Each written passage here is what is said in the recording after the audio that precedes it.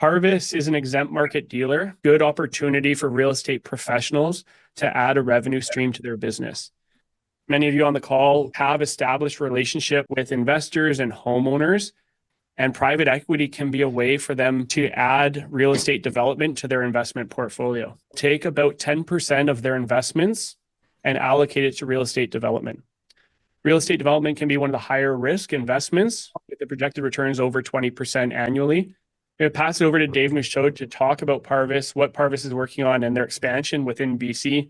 Then Zoe is going to walk you through the licensing process to be a dealing representative with an exempt market dealer, some of the ongoing maintenance costs for maintaining your license. And then Cynthia, who I see is just coming in here now, will walk you through a few case studies on different types of products that she offers to her investor clients. And we'll open up for Q&A after. Well, Dave, please take it away. Tell us more about Parvis and what the opportunity for the real estate professionals on the call to work with you is. Yeah, well, thanks, Bill. Thanks for the intro. And yeah, I'm happy to be here and to speak to all of you. I think you mentioned it quickly. So Parvis is a BC-based, technology-driven capital raising platform. And what that means is that we have a license as an exempt market dealer. We're licensed in all Canadian provinces to process private investments in our platform. But we do that in a very efficient way. So yes, we're a traditional exempt market dealer, but we use best-in-class technologies to really make that process a lot more efficient. We rely on AI, blockchain, really to streamline the investment process. Right now, we have about 40 different products on the platform, mainly private REITs, private developers using JVs, LPs, limited partnerships, or different types of vehicles. And we also have private lenders. And all of these private investment vehicles are looking to us for help to raise capital in a streamlined and an efficient way.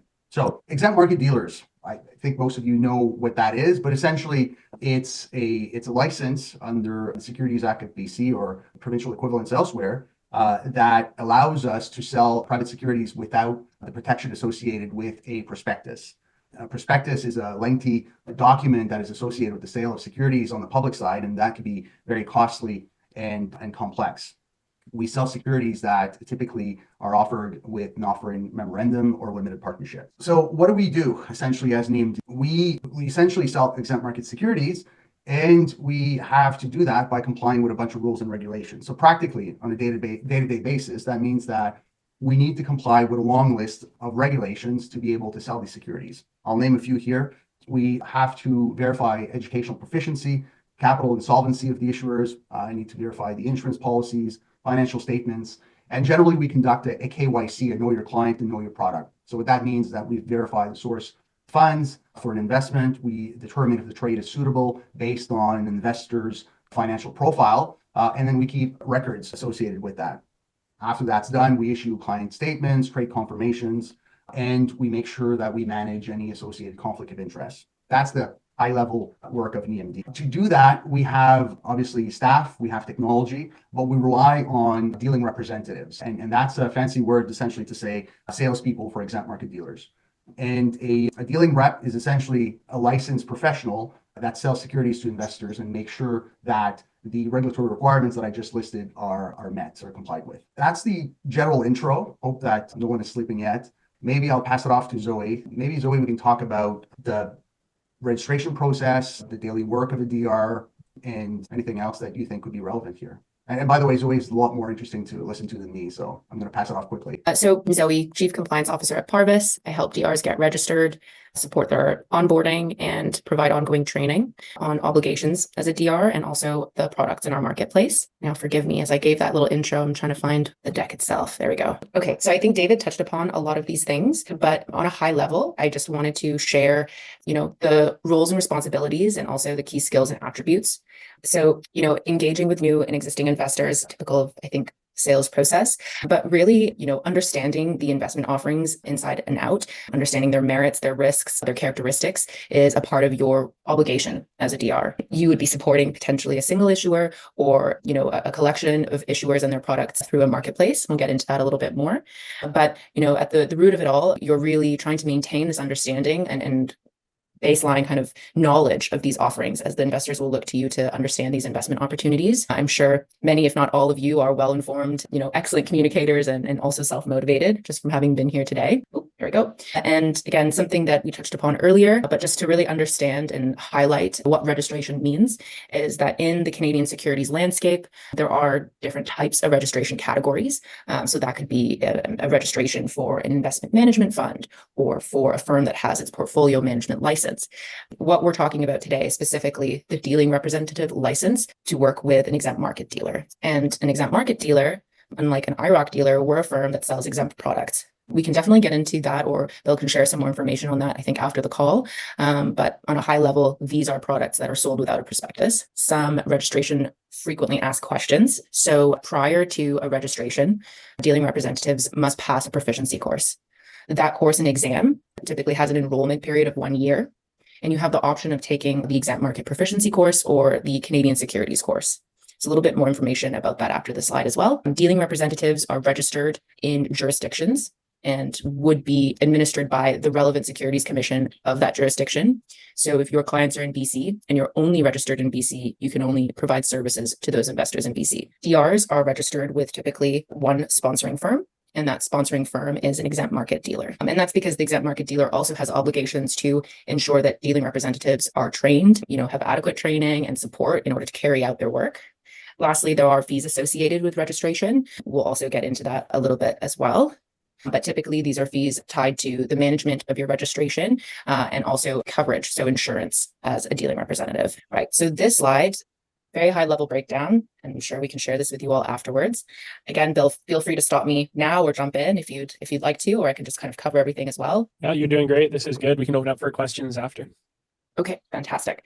So there are the fees tied to licensing and its course. That's just at the top there. That's a one-time fee. I always recommend individuals to go for the exempt market proficiency course because this will, perpetuate or stay with you for your career. Whereas if you take the Canadian securities course, that needs to be renewed every 3 years. There is a jurisdiction-specific registration fee. So that's dependent on which province you'd like to register in.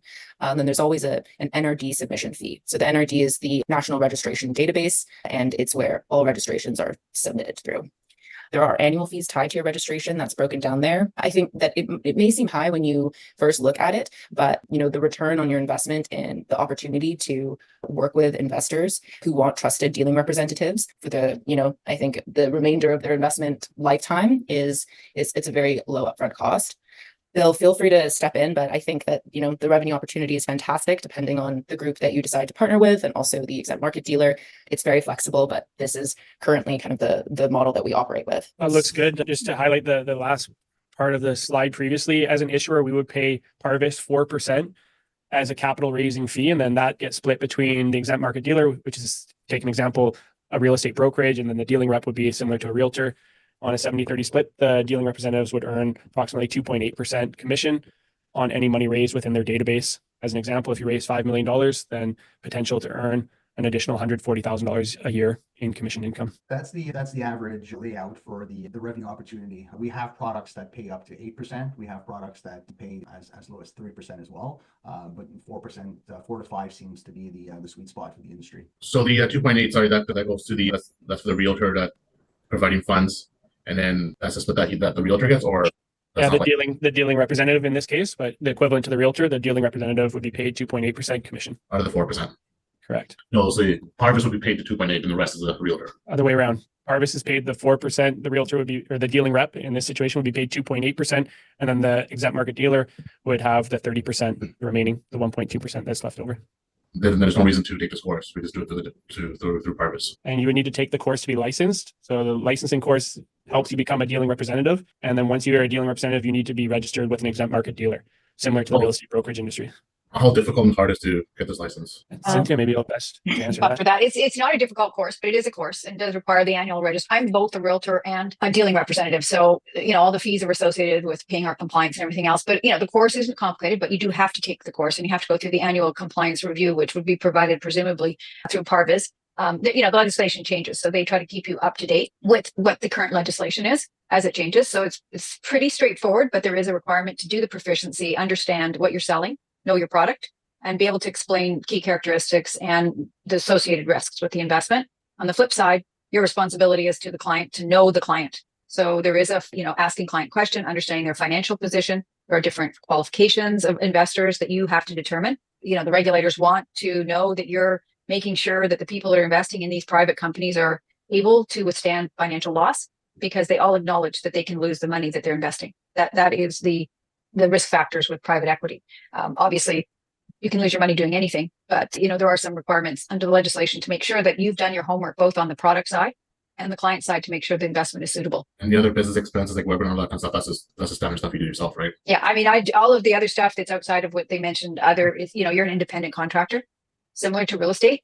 You're responsible to do your own marketing and manage all your administration functions within that. Now, Parvis has an excellent platform that allows you to, streamline a lot of the technology is about subscription process paperwork, much like web forms, how we can go in and create these forms. A lot of that's been standardized, which is unusual it's becoming more mainstream, but it's not usual in the private equity space. So Parvis has done a very good job of establishing a good technical platform to allow you to track your clients' investments, to do the subscription process, and to just streamline being involved in this business. And then say if you're raising funds for your own project and stuff like that, you need to disclose to the investors that you have this license, I guess? Similar to real estate, interest in trade, full disclosure. It's up to David might want to pipe in.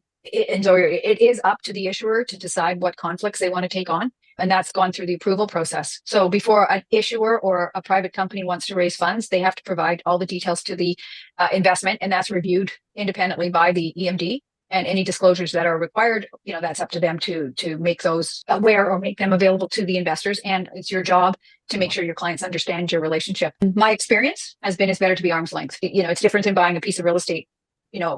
Real estate is a hard asset. You buy, you own it, you're on title. Private equity isn't. It's an interest in, and it's a different investment. And my experience has been having sold real estate as an investment, like the hard asset versus the paper asset, as I call it. Investors are really more, I guess, wanting to understand how they're being protected. So appreciating there is a conflict. Can the DR be part of the general partnership? It can, but again, that would be up to the EMD. The conflict, they review every aspect of it to mitigate the risk to the investor. That again is not my, but I understand the reasoning behind it. Yeah, if I may say, I wouldn't recommend becoming a DR to raise capital for your own projects. There's a lot of exemptions that are available under the Securities Act that enable you to raise capital from friends and family, and there's a few others as well, where you could raise capital for your own projects without using your DR license to do that. There's a lot of conflict of interests here that would need to be reviewed and disclosed. So yeah. Yeah, understood, David. And does the EMD source the issuers? Who brings in the issuers to the platform? We actually we source them ourselves. Some of our dealing representatives that join us have already established relationships with certain issuers in Canada. We review them as well. We have about 40 private issuers right now. Some new ones are being added every month, and then we see a few roll out of our platform now and then for compliance business issues. But yeah, we look at a lot of them, and we conduct a review due dill, and the reality is that we could probably have 100 products on our platform tomorrow if we want. Everybody is looking for more capital to do more projects, but we also need to have a good understanding of what we sell. The know your product is really important. It's really important for the EMDs, it's important for the DRs as well. And knowing all of these products is very difficult. So what we do have right now, we have certain dealing representatives that focus on private lenders, mix, for example. Others like to stick with just development projects because that's what they like, that's what they understand. And we encourage that because it's super important to be able to answer all of the investors' questions. So will the register with you? You'll have a conversation with them about which issuers they will represent. Yeah, well, technically they can sell all of them, but they do have to understand what they're selling. And yeah, we do have that informal conversation with the dealing representatives. Like, what do you want to sell? What products do you like? What is your book of investors interested in, and so on. Thank you. A question here about kind of on that train of thought there, David. So basically, most dealing reps would be assigned to certain products. It sounds like that's more than, and you would choose and have a conversation, probably just sell those ones, just in the sense of wanting to know that product in and out very well versus selling any of the products kind of openly like that. Is that kind of the understanding? Yeah, it's a balance between the regulatory requirement of knowing the product that you're selling and you being able to sell it and have clients and be interested and really believe and support the issuer. So it's very informal. Got it. Thanks. David, sorry, just a quick question. Would you have a I'm sure you do have a sense of the average of issuance for real estate on your platform annually. Sorry, can you repeat that, Sam? Yeah, how much money you raise for real estate projects on your platform annually, as opposed to lending and mix and such. Yeah. So we are a relatively new EMD. So we received our license in all provinces about 2 years ago, and we started to transact about a year and a half ago. And in that time, we've had a focus on real estate developments, and we've recently started to add mortgage investment corporations that wanted to be on our shelf. We're raising actively for them, but I think that the bulk of our success so far has been with developers and private REITs. And we were able to raise a lot of money for different projects in different provinces. We have one downtown Toronto for the core group right now that is almost completed. That was a substantial raise, and I think we took a big chunk of that. I would probably be able to pull some numbers for you, Sam, but right now, and this is changing every month, we're processing just around 10 million a month, and it's been tracking up since last year. I think a year and a half ago, we processed our first million in a month as we were starting, and now we're at around 10, and at the end of the year, we're projected we'll be at around 30 to 40 million per month being processed on the platform. Really good, yeah. I don't mean to keep asking questions. I'll shut up after this, but is there a sweet spot in terms of a size of project, real estate wise, that really suits you guys? And I'm asking because there's something that I've got coming up, and I've been on Bill's webinars, and I think he's raising something like, I want to say 4.7 million for his LPGP Lake Fund 1. So is there a kind of an ideal size for you guys for real estate? Yeah, that's a good question, and I don't think we have a quick answer before that, but I'll tell you this: it really depends of the project. If it's a good project, we're interested. And what is a good project? You'll probably ask. Well, does it pencil out? Do the people behind it are they? What's their execution record for the past few projects? How much did they promise, and how much did they deliver, and so on. So we go through these things, we underwrite the deal, we look at everything. But really what we're doing at Parvis is we're creating a national marketplace for private deals. So that means that we can't have one type of project everywhere. It's like I often use the analogy of Uber. You can't become the Uber of the space if you have one type of car in one city. We have investors in Toronto that like to purchase investments in mix in Western Canada and development projects in the GTA. And it's our job to give them really good projects, but give them projects in different asset classes and different provinces for them to create those portfolios. Because at the end of the day, for us, Sam, I'll give you an example. A typical investor is a high net worth individual. I often use the dentist from Oakville example. He comes along, he has 1.5 million to invest into private equity deals. And then he wants to spread that over 4 or 5 projects. He wants the 31% development project that we have downtown Toronto, but he also wants the private lender that's been returning 8% for the past 25 years, right? So I don't know if that answers your question.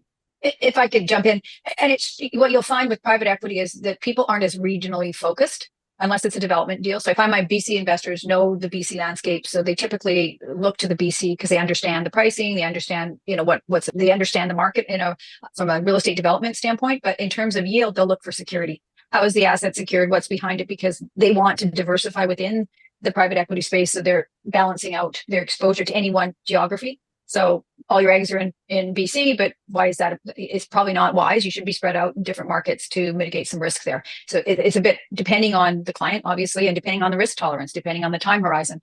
Someone might want to be out of that deal in 2 years. So you need to give them a more liquid product. And the investment corporations tend to do that, the mix, because they have earlier redemption options, generally speaking. Cynthia, question for you. So as a realtor and, dealing rep also too, what do you do more on the dealing rep side or the real estate side? I think I just have my license collecting fees. I really am 100% into the private equity, and it just kind of it evolved that way. It's hard to be in both, and I found real estate more hands-on, like being out there. You have to be more hands-on. I prefer the more 9 to 5, Monday to Friday type work, and that private equity definitely is more that.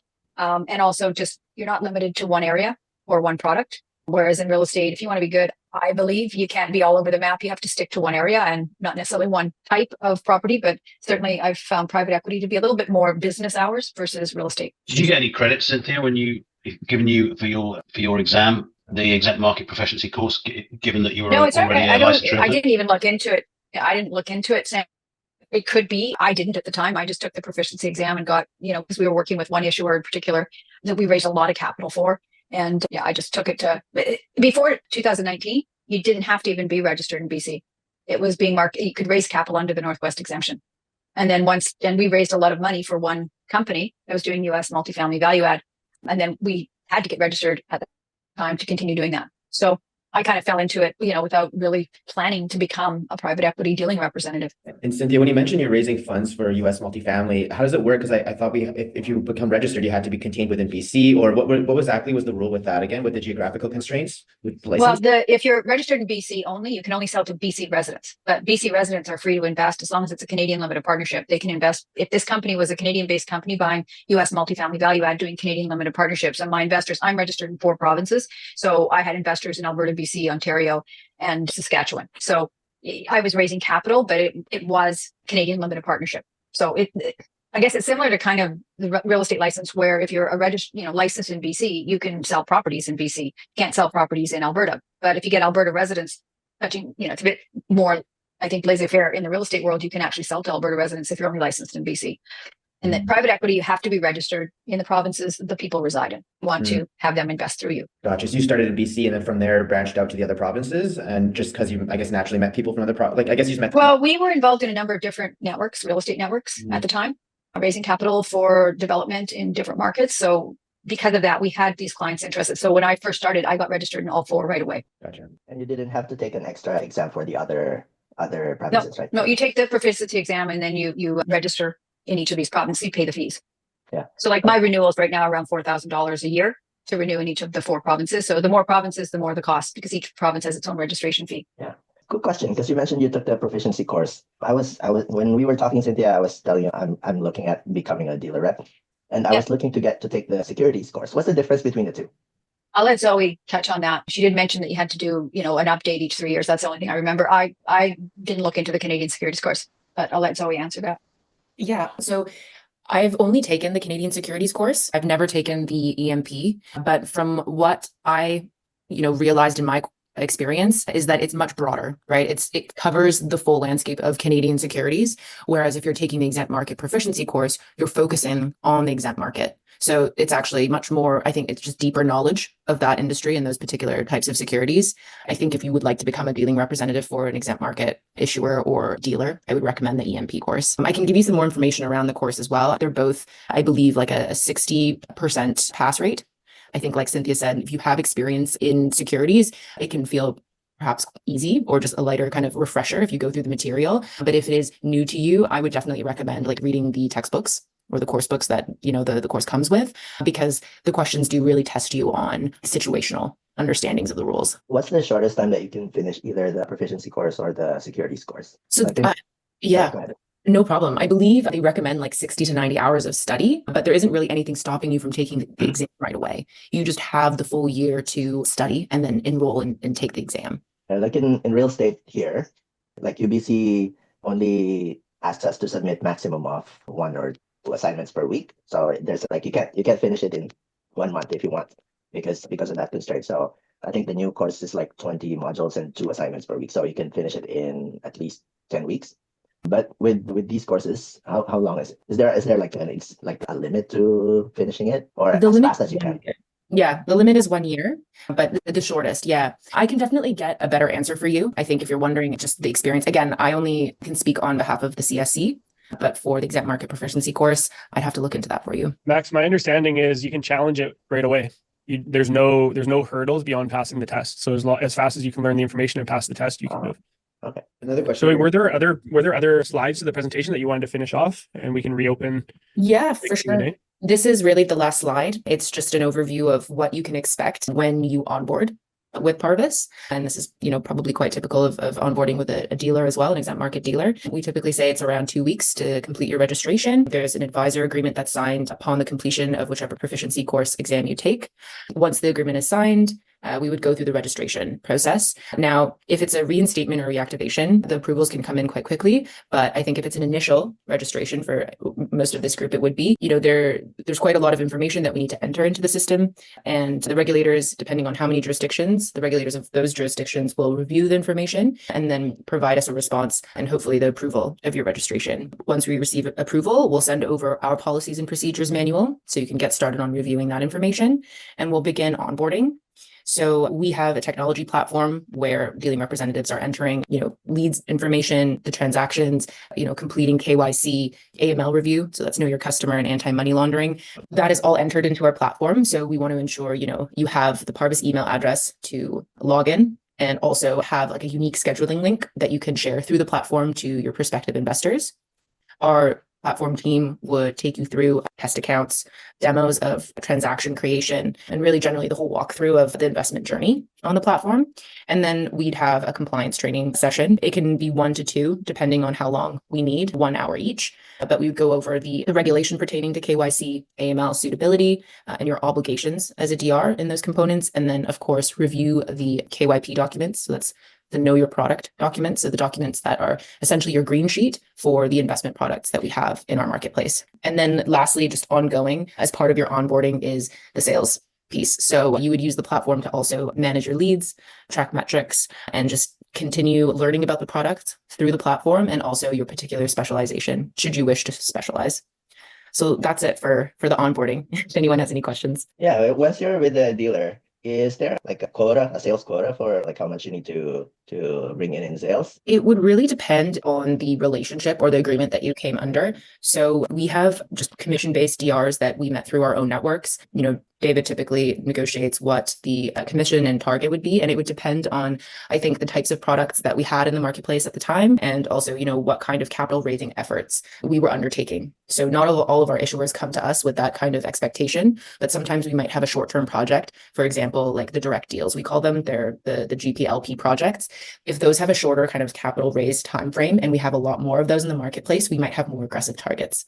So it really depends. And what kind of support do the DRs get? So is there like monthly kind of group trainings, or what does kind of general culture and all that feel and look like at the firm? Yeah. So after your initial kind of training, the official training, we're available through both email and Slack. I'm not sure if any of you have used Slack before, but for, official trade support, we like to use email. If it's for general like updates or questions, we offer the DR general Slack channel. So, we can inform everyone of the same information at the same time, also provide like product updates through that channel. Afterwards, it becomes more ad hoc. So when there are updates to products, like for example, changes to offering documents of an investment opportunity, we share that right away in the general channel, and we make sure everyone, has that information. On a quarterly basis, we do something a bit more formal, and that's just to ensure like the information we have is up to date and that everyone is aware. On an annual basis, we do the policies and procedures manual review, compliance refresher. Anything in between is really at the discretion of the dealing representative.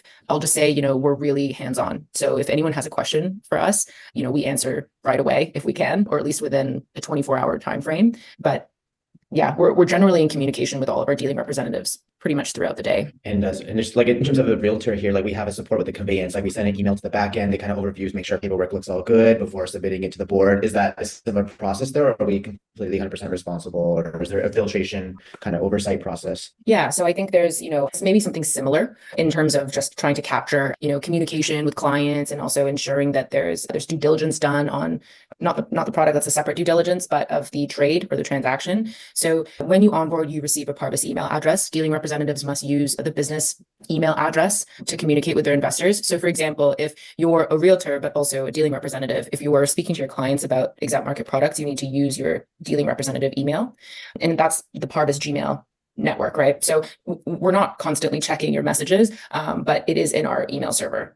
If you communicate with them, you would be typically copying in our transactions team. We have an email address called transactions@parvisinvest.com. They're there essentially to just support you, whether it's to, provide additional information around the payment instruction or communication around, specific policies around the investment, like redemption or distribution. If you didn't have that on hand, our transactions team is there to kind of support you. When the transaction is ready to be reviewed, I would be reviewing the investor's profile and ensuring that the trade was suitable for them and their kind of personal and financial circumstances. So that's all tracked in an email thread. Awesome, thanks. These are great questions. Everyone's got a lot of good questions today. Just Cynthia, another quick. Oh, sorry. Cynthia and I have been working on private equity training program as well to help potential DRs within Parvis, and then also internally at Laidler, understand how to raise equity, and there'll be opportunities to join those training sessions throughout the year. Just a quick question. That 4% fee that the EMD charges and the dealing rep shares in 70/30, Is that a cost to the transaction for the issuer, i.e. dilutive? Yes. Thank you. We add that to our equity raise and budget for it.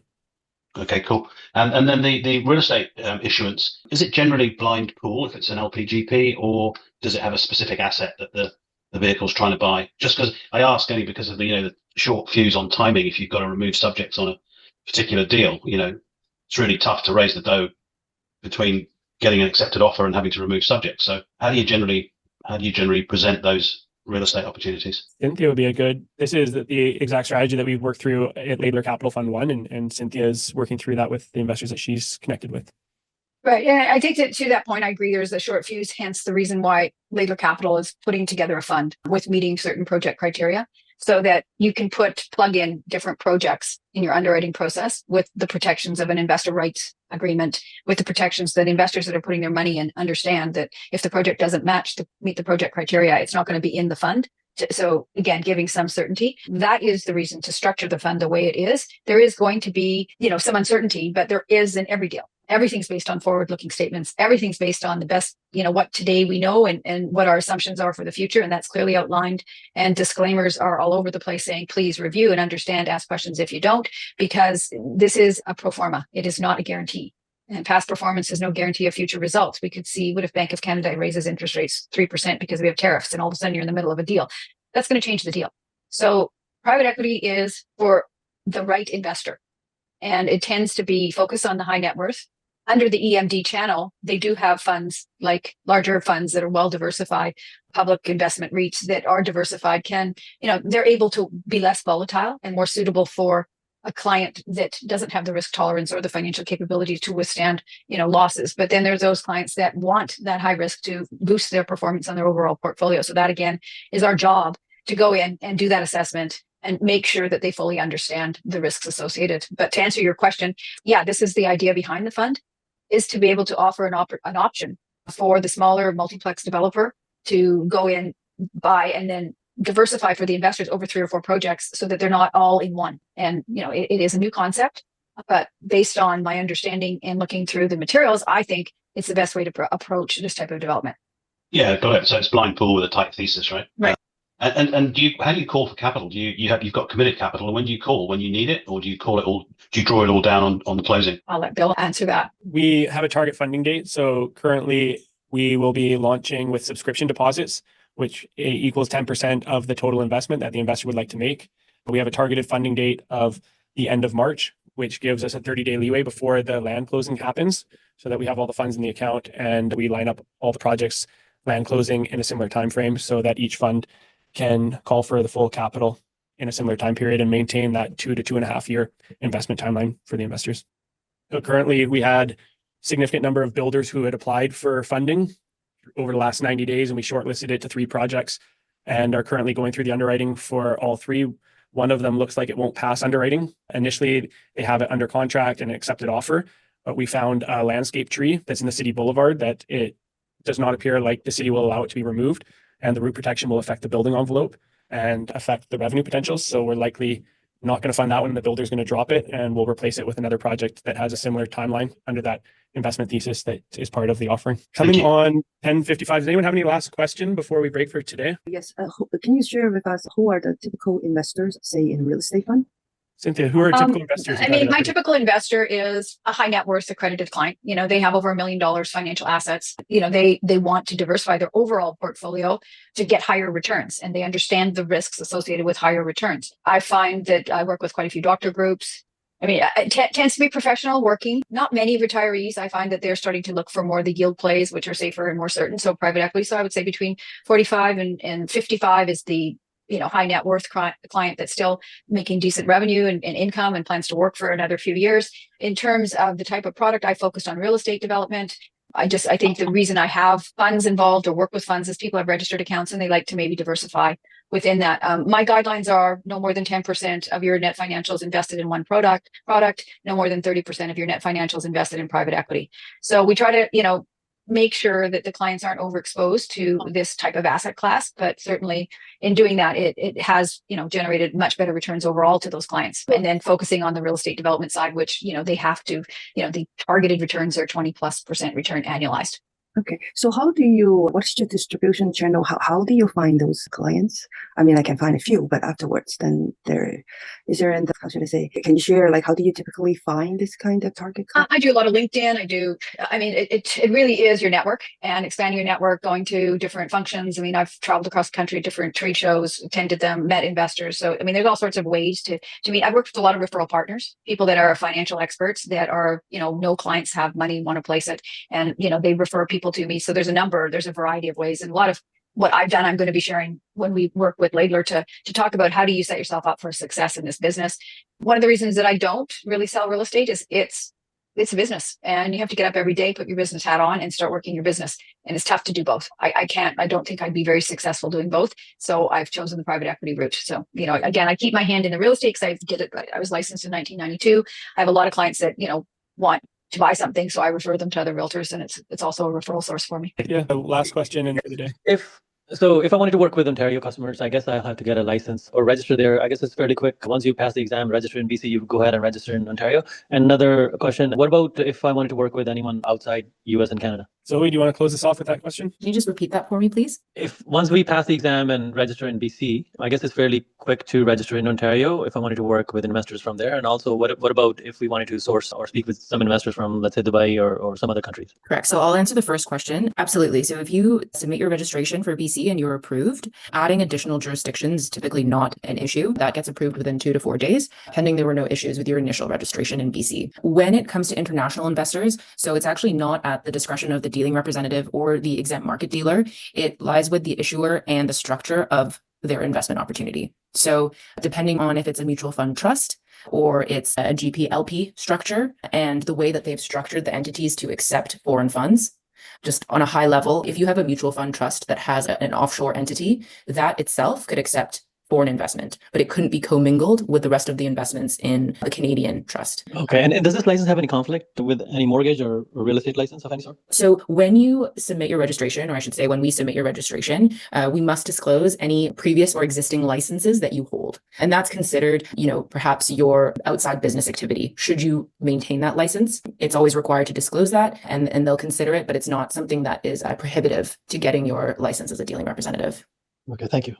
No problem.